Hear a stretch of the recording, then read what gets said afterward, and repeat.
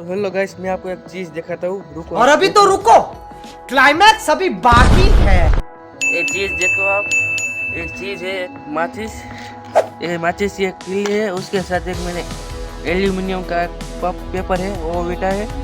हम देखेंगे, आपने एक चीज देखा है, आपको इसका क्या परिणाम मिलता है आपको देखना है। तो चलो वीडियो को आगे बढ़ाते। उससे पहले हमारे चैनल पर नए हो तो लाइक करो, शेयर करो, सब्सक्राइब करो। चलो आपको दिखाते वीडियो।